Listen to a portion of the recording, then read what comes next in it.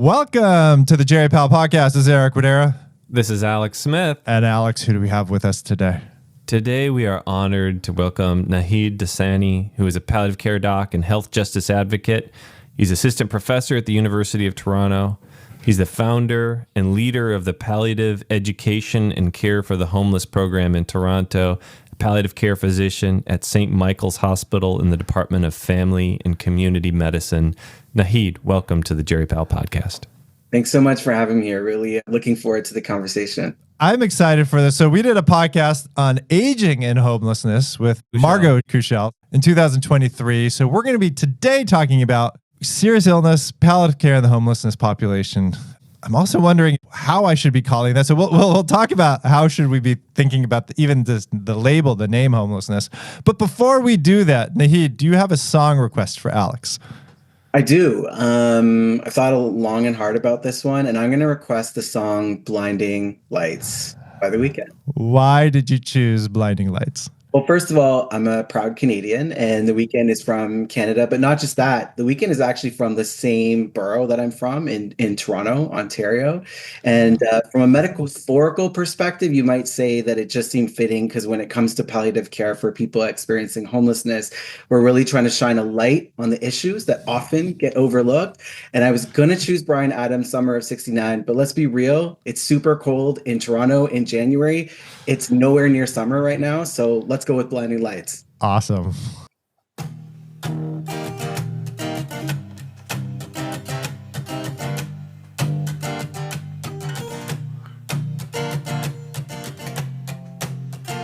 I've been trying to call. I've been on my own for long enough. Maybe you can show me how to love. Maybe I'm going through withdrawals. You don't even have to do too much. You can turn me on with just a touch, baby. Since it is cold and empty, no one's around to judge me. I can't see clearly when you're gone. I said, ooh, I'm blinded by the lights. No, I can't sleep until I feel your touch. I said, ooh, I'm drowning in the night, and when I'm like this, you're the one I trust.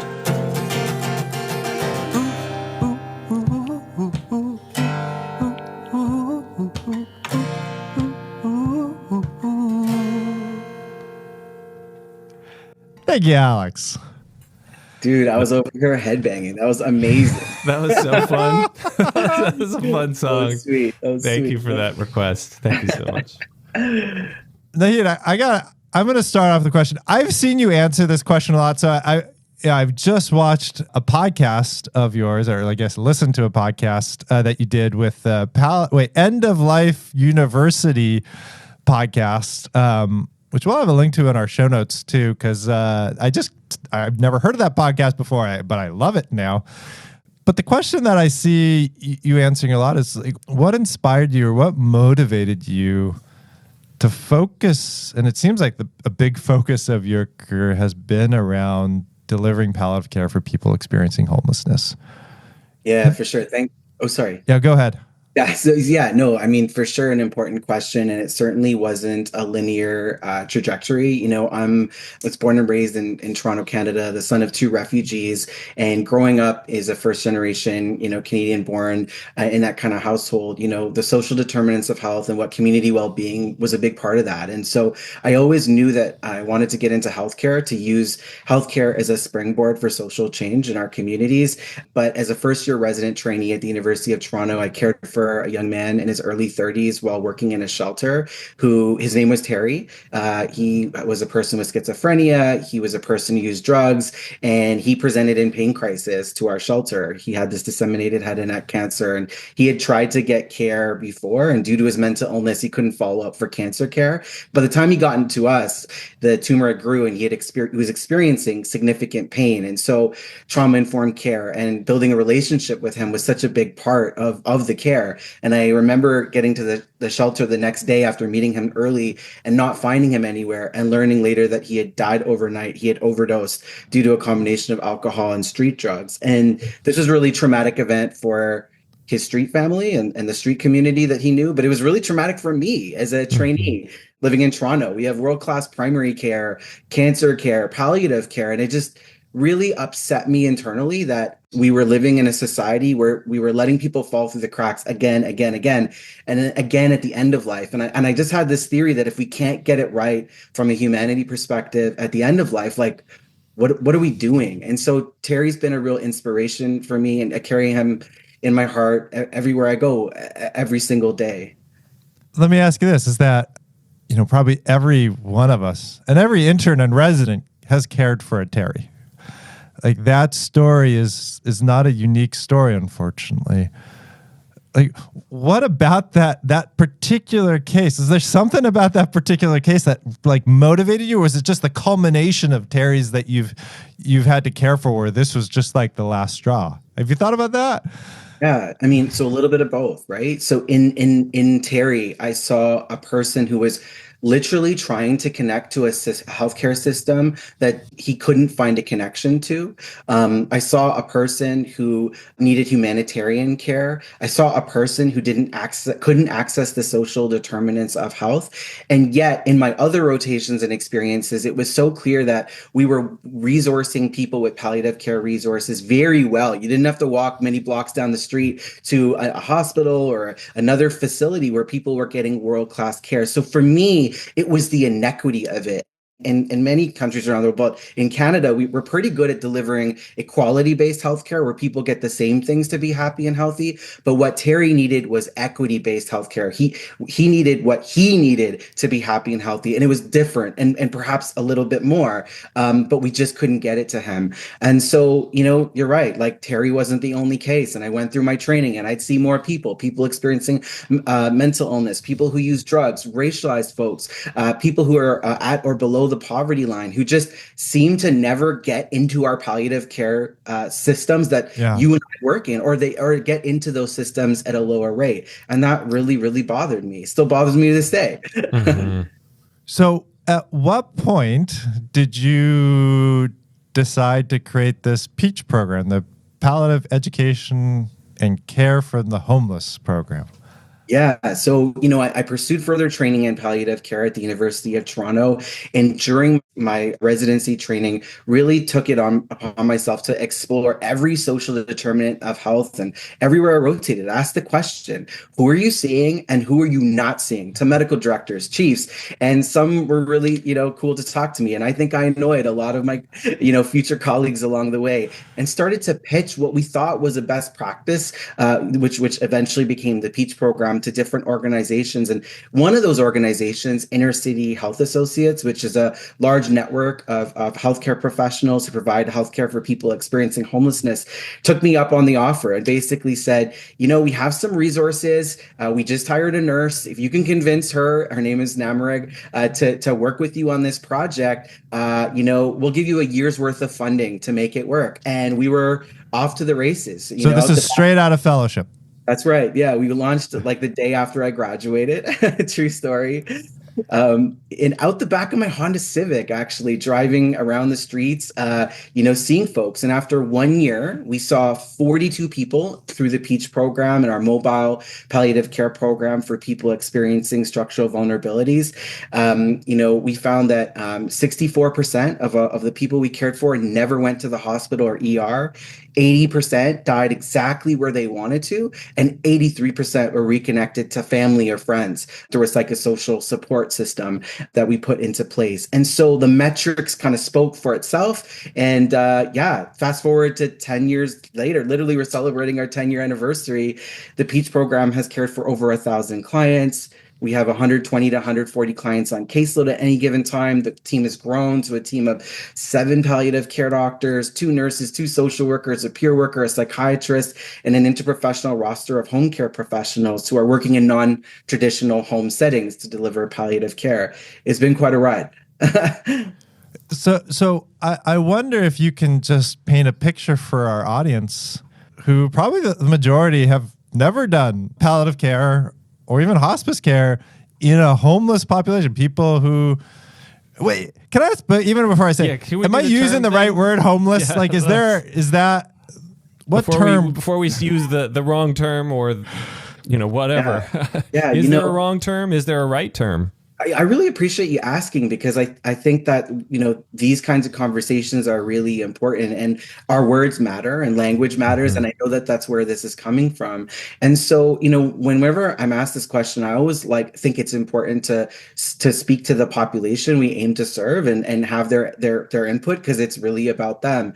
What we hear is that it is more trauma informed in many contexts to have people first language. And so saying people experiencing homelessness or a person experiencing homelessness is often how we use the lingo. More recently, in our political discourse, because it's all connected, right? Health and health justice, we talk a lot about people being unhoused, which I think takes the blame away from the individual and kind of destigmatizes this population that is often stigmatized, and puts more of the onus on society and large systems, political systems, economic systems, that there should be an adequate supply of affordable, high quality housing for people, and no person should actually be experiencing homelessness. So, I just wanted to present a couple options and give you a sense of, the background for both. Mm-hmm. Thank you. If you ask people who are homeless or houseless or unhoused, what term do they prefer? Do you have a sense? I've met many people who are very okay with, being described as homeless, but then there are probably more people than that who say, I'm not, like, when you call me homeless, I'm much more than that. It's intersectionality, right? There's so many identities. Like I'm a person. I'm a human. I'm a man. I love music. We start to be really reductive in our discourse when we kind of just identify people with one label. And so that's where person first language can be helpful, or even starting to make it a little bit more political in nature and kind of progressing the language to even call folks who are experiencing homelessness actually saying they're unhoused. Yeah. Mm-hmm. And for the purposes of this podcast, how do you suggest we talk? What words do you suggest we use going forward? I'll just throw out there, people with serious illness experiencing homelessness? I think that's if I heard that, I would feel that's trauma informed. I would feel that you're being insightful and reflecting on bias and trauma, as you say that phrase. And I think that would work. A lot of people talk about people experiencing homelessness, PEH, as a sort of standard term in our sector. Okay. So I'm going to get back to the question. So I imagine, so you're straight out of fellowship. Did you say you're going around in your Camry or a Corolla? Which car was it again? Civic. Civic. You're driving around your Civic. What challenges did you encounter in delivering palliative care to people experiencing homelessness? Yeah, it's an important, fair question. I think actually it's the crux of the whole theory here, right? Is identifying those challenges and removing barriers for people to get the care they need. I think the first is trauma and trust. The raw reality is that many of the people we care for do not trust the healthcare system, and as a result of that, do not trust me and my colleagues who work in healthcare, because many of them have experienced trauma, yes, in the world, but often at the hands of healthcare. And so going out there and connecting with people, we have many Peach clients who are kind of almost like can't believe they're receiving good care. Like you're a doctor, you spent an hour with me to hang out sitting on this curb, just kind of like connecting and talking about sports and the sunsets and what's the catch here? What's the catch? They can't believe it. But we come back again and again and again gently to provide that support. And that's kind of that trauma informed care. I think the next thing is just the obvious logistics of where do you receive care when you do not have a home? And I often say this in conversations like this, but we've gone out, we being the palliative care community, depending on where you are, we've gone out and we designed this robust home palliative care system. But what about people who don't have homes? We literally created a system that structurally excluded people who don't have homes. And I know it's semantics and it's words, but we just agreed words matter, right? And so we've designed really robust home palliative care systems, but as soon as they don't have a roof over their head or a phone number, we don't know how to serve them, right? We exclude them often. Right? Exactly. It's in the name, home-based palliative care, right? Yeah. Right, words. And even in hospice, a lot of hospices will not, some of them will, but majority won't care for people experiencing homelessness.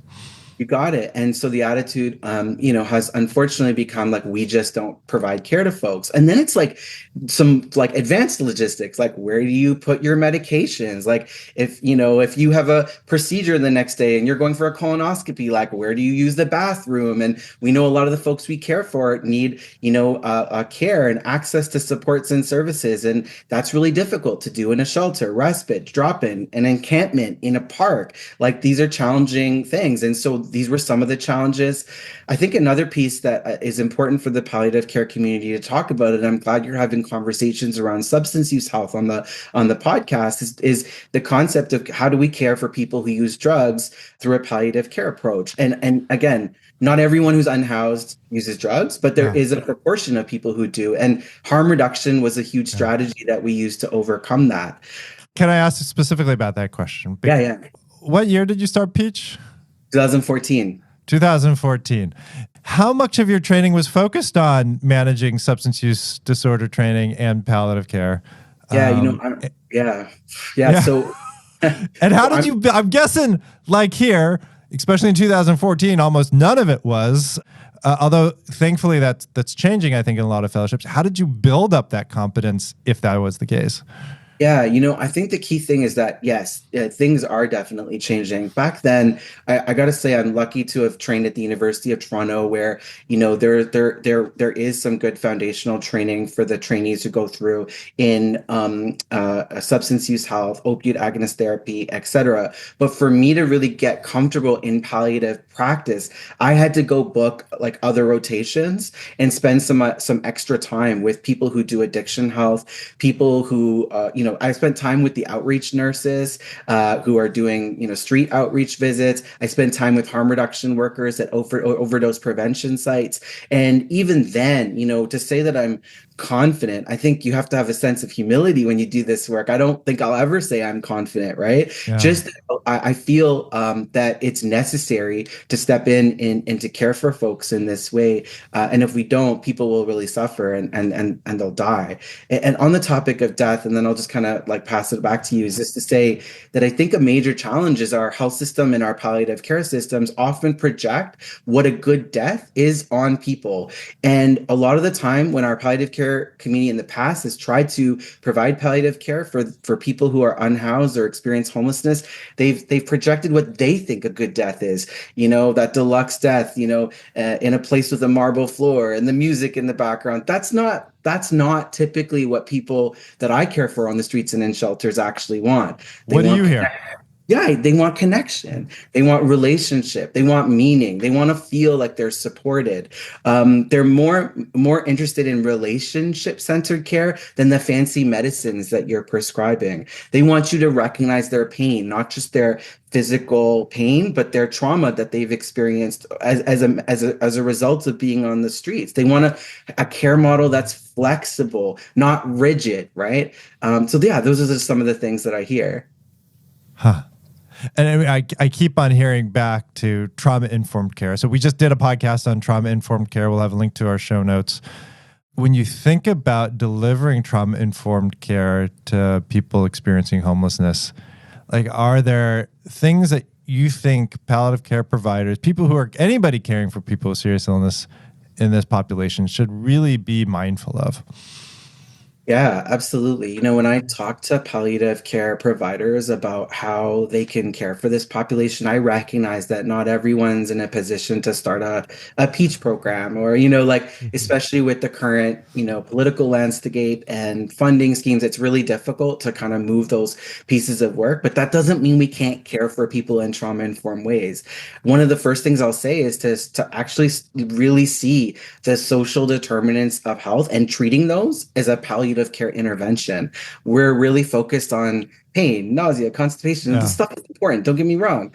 But when someone comes in and has insecure housing, that is a really important moment that can really change someone's life, to connect them with a housing worker, fill in an application, food security, all of the social determinants that someone could present with. That's one of the things that I say. How much of that do you think is it's so much easier just to focus on the things that we can write a prescription for versus addressing social determinants of health, which in some ways feels overwhelming and daunting, especially if you don't have a big interprofessional team or a system that actually would support that. And, you know, the key of this conversation is not to put the onus on individuals. We are having a systemic conversation here. We're talking about systems. Like, I agree with you that we need changes in our systems that support clinicians to be able to make that change. But I will have you know that there is a movement in the UK and Canada and many places around the world called social prescribing, where the concept of writing a prescription and writing housing or food is not a wild concept. Actually, Yeah. it's being talked about a lot. So, well, it's fascinating because we at least in the US, we're okay writing prescription for a $300,000 a year drug that has marginal, if any, benefit, like especially some of these cancer drugs. But you can't write that prescription for an apartment for the next 3 months while they're getting treatment, even though it's, on the single digit percentage-wise amount of money. So like $1,000 or $2,000. Make a huge point. Like, what's more cost effective? We now have lots of research in the realm of housing first. The idea that instead of making people jump through hoops to get a home, if we just gave them housing first, that would just be cheaper. Yeah.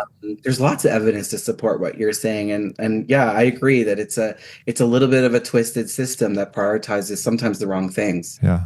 One of the things we talked about in the podcast we recorded yesterday or 2 days ago on substance use disorder, when we were talking about trauma-informed care, one of the terms that kept coming up was accountability without termination, or as we said in the podcast, abandonment, non-abandonment as a core principle of palliative care. And I wonder if that is key in people who are experiencing homelessness as well.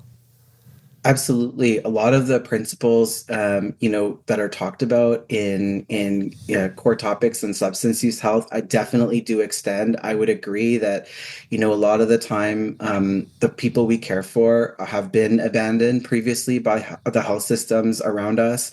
They have been let down, and that when they slip up or make a mistake, it's more punitive than it is, let's talk about what happened and let's figure out a way forward that might be better. And so we try to move away from a punitive approach to when people maybe use a few more of their opioids than they should have, or when, there might be a reason for that, or if people don't show up for an appointment, or we do all this work to get, an outreach visit at a shelter and they're not there. There's possibly a reason. Maybe they were out panhandling because they ran out of money, because it's really difficult out there on the streets, especially, in the winter in Canada. And so, a sprinkle of humanity with some of those concepts definitely in combination are vital.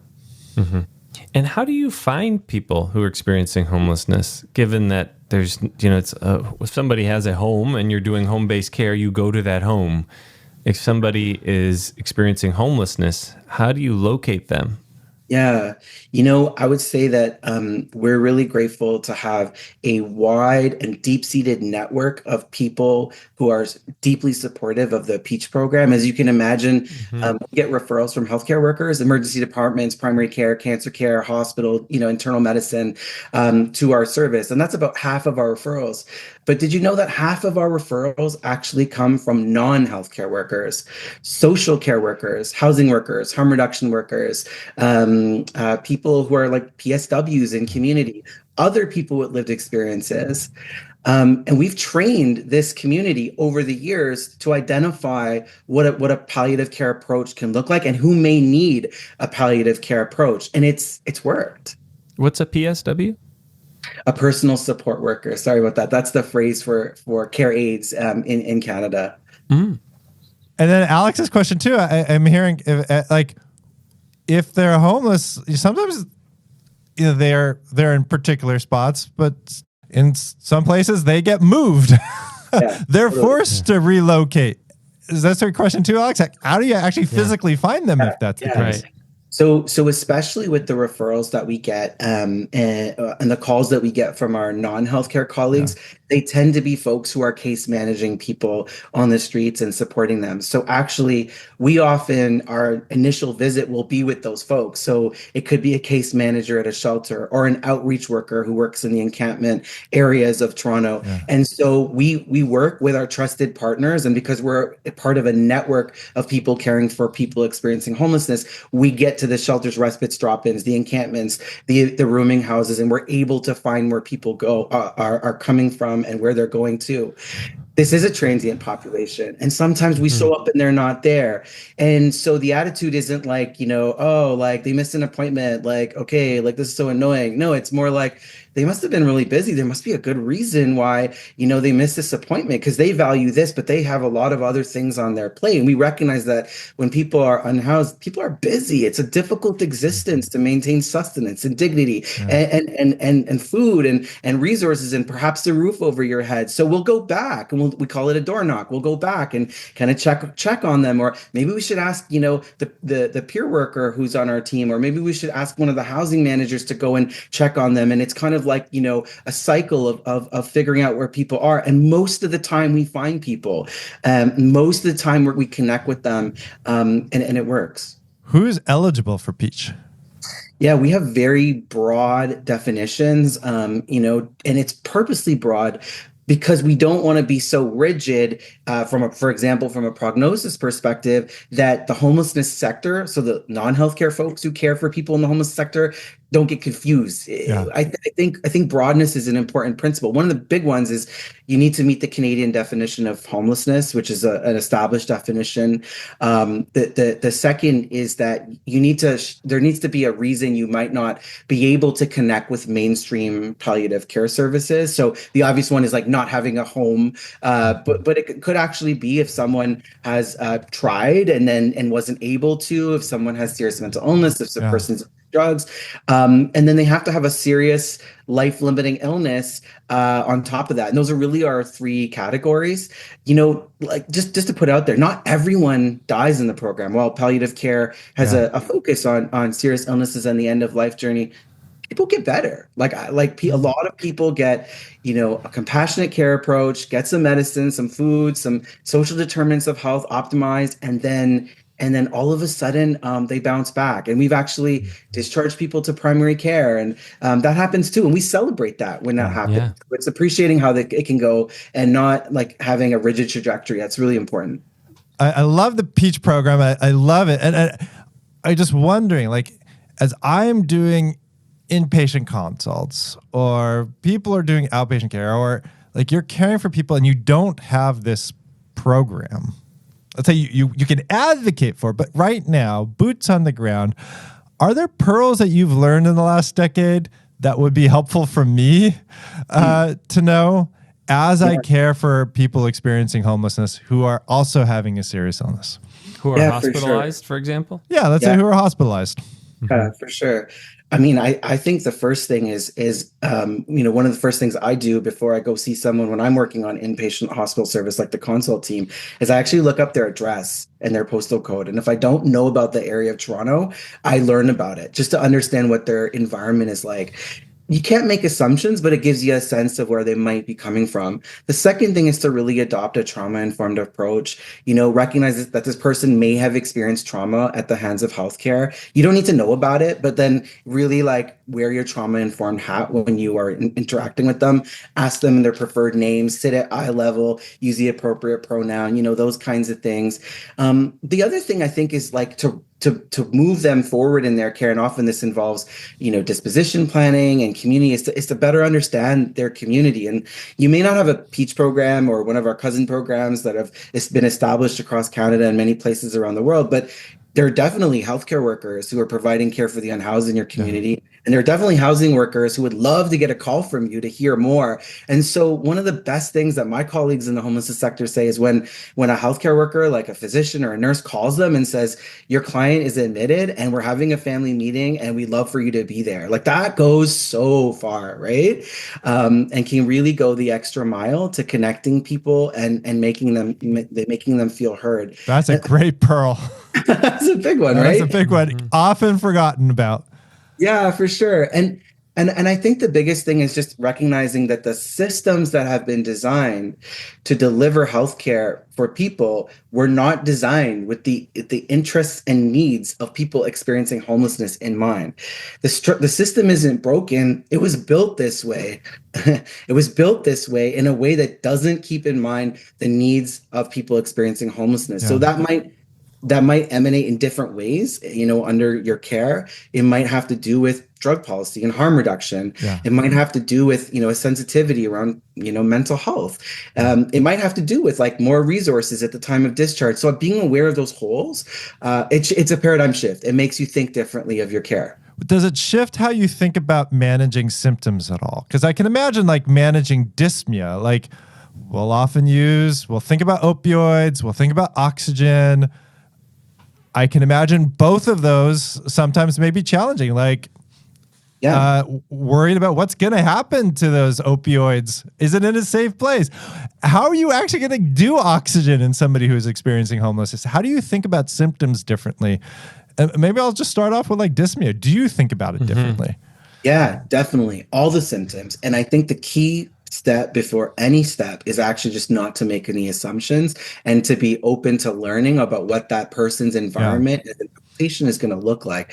Oxygen actually works in a lot of different spaces in the homelessness sector. It doesn't in others. I think some of the lessons from our colleagues in substance use health, and again, I understand a podcast coming out, probably are really parallel to discussions here. In some cases, if appropriate, we will, dispense opioids in a daily dispense format for folks. Sometimes we'll do it weekly. Sometimes we'll kind of like do it for 2 weeks at a time and see how it goes. Or sometimes it's important to have our home care colleagues be part of the circle of care to monitor and just make sure there's safety and that symptoms are being managed at the same time. So don't assume anything and have the curiosity to learn about a person's environment. I know it takes an extra moment or two, but as you go forward in your practice over time, you'll see patterns actually. You'll feel more comfortable with it.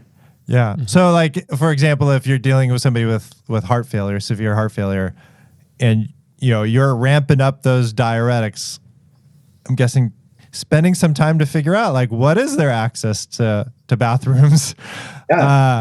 If you're going to be prescribing these, and does that shift how often you prescribe them and when you prescribe them during the day?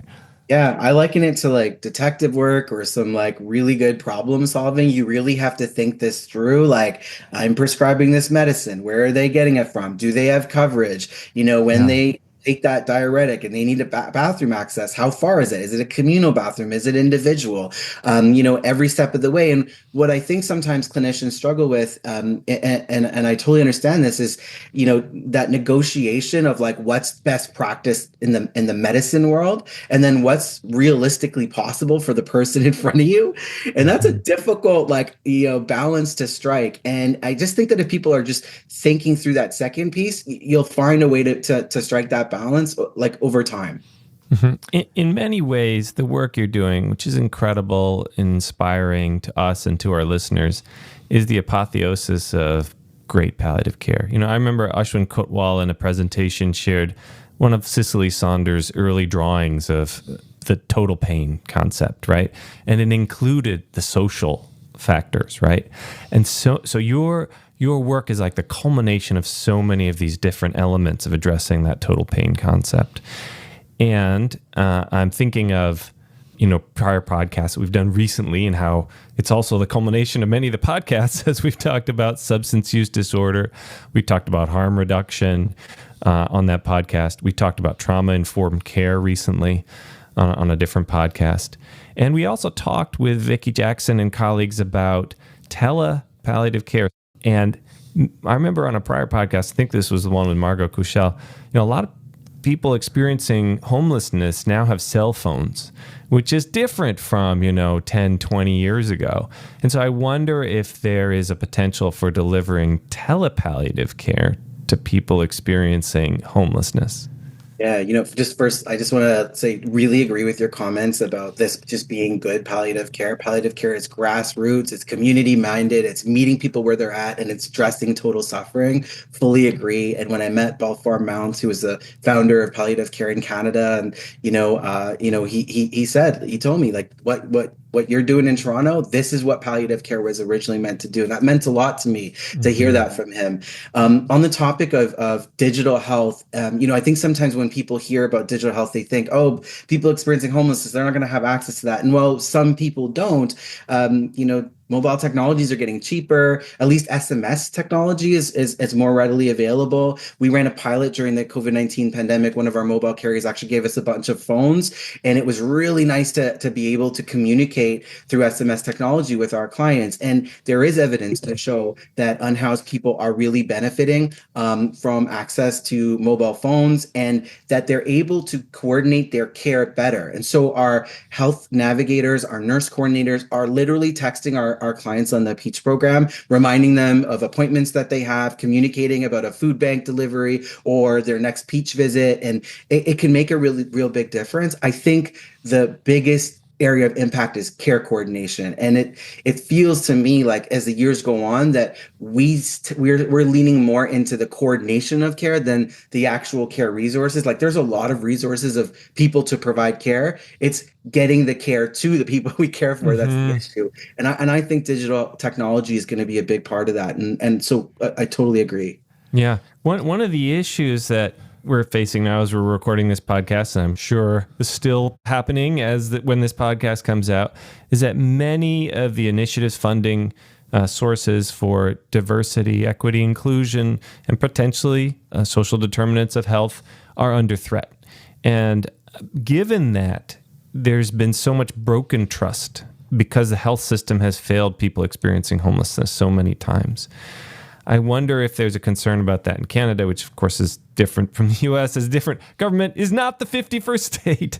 But I wonder if, you have to be stable. Like you have to have confidence that you can be stable. And your program has grown tremendously over the last 10 years.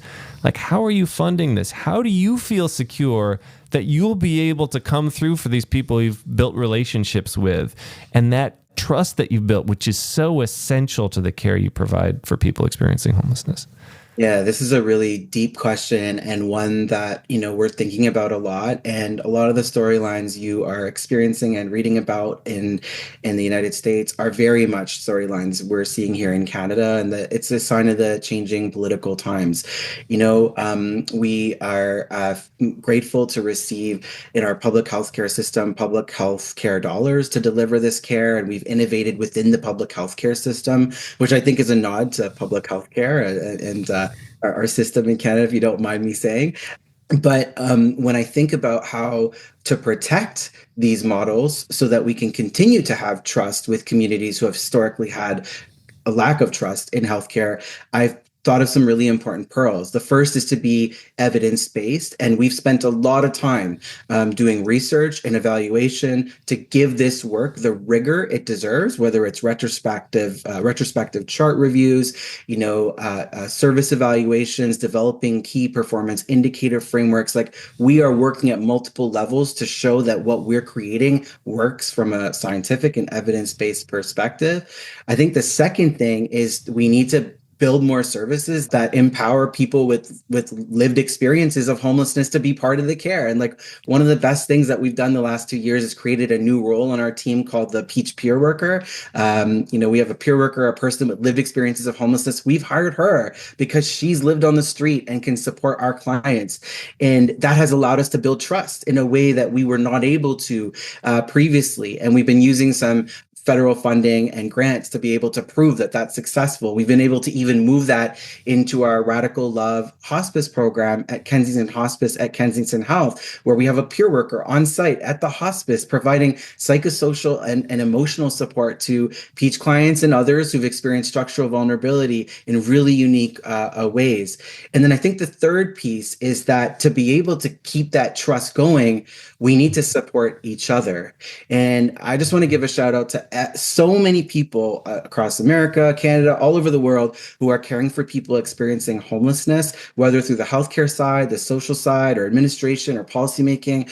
There's not enough support that goes out to you. And there's a lot of grief, bereavement, and loss that is unaddressed. So we run grief circles to support our colleagues. Anytime there's a death or a tragedy or a loss, the Peach program descends on a shelter respite drop-in, and we will create a circle and we will grieve together and we'll cry together and we'll laugh together and we'll remember what it's like to care for these folks and think about ways we can renew and reinvest in each other. That's just one small way that we can support each other. But if we don't support this workforce that is supporting people experiencing homelessness and structural vulnerability, it's going to start to break down and degrade over time. And so I'm really thankful for that question, because it really allowed me to think deeply about the ways that we can continue to build trust and sustain trust despite the changing political times around us. Mm-hmm. Thank you. Okay.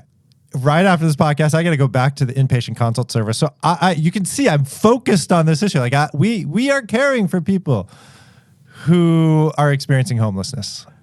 Any other pearls, like for advanced care planning, is there anything that I should be thinking about in particular that's different about this population, or should I have heightened awareness about? Yeah, there's been a lot of research actually on the topic of advanced care planning and serious illness conversations with people experiencing homelessness. It's probably because when this population shows up in acute care, they tend to choose more aggressive healthcare decisions, like pursuing ICU, full code. Or they don't even have a surrogate. Like there's nobody to turn to, so you just do this default medicine. You got it. And I think that's why there's been a lot of research and focus in this area, rightfully so. It turns out that people experiencing homelessness have very strong thoughts about their futures and their end-of-life journeys, contrary to what many people might think. Yeah.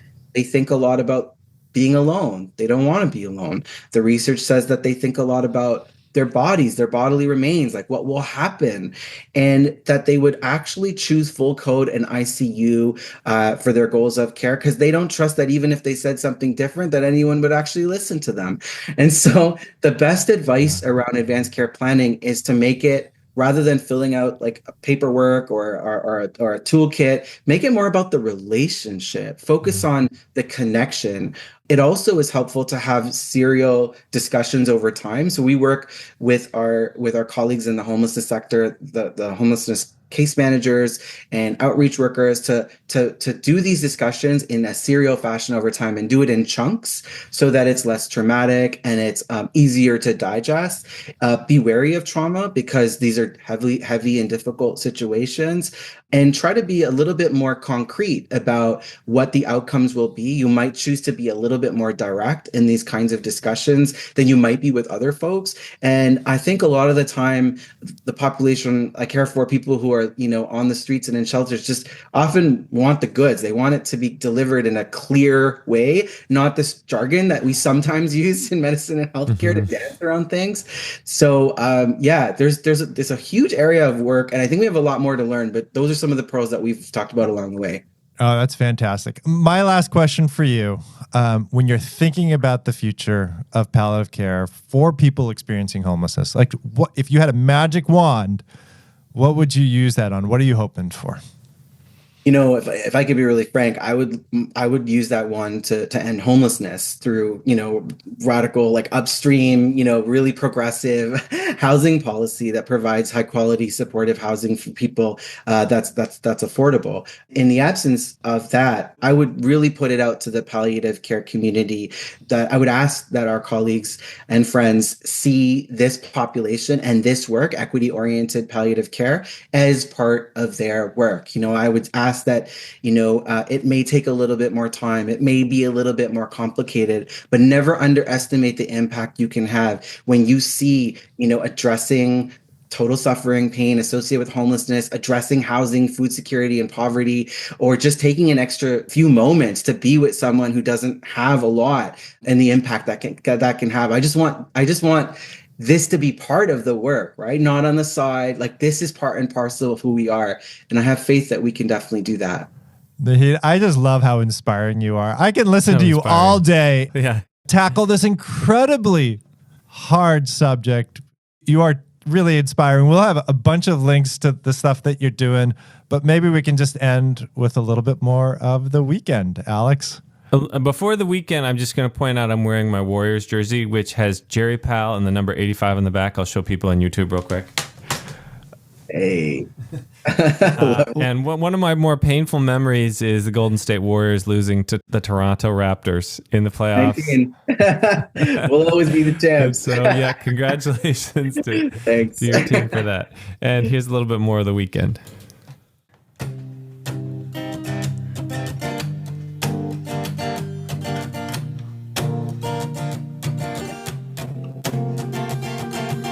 Since it is cold and empty, no one around to judge me. I can't see clearly when you're gone. I said, ooh, I'm blinded by the lights. No, I can't sleep until I feel your touch. I said, ooh, I'm drowning in the night. Oh, when I'm like this, you're the one I trust.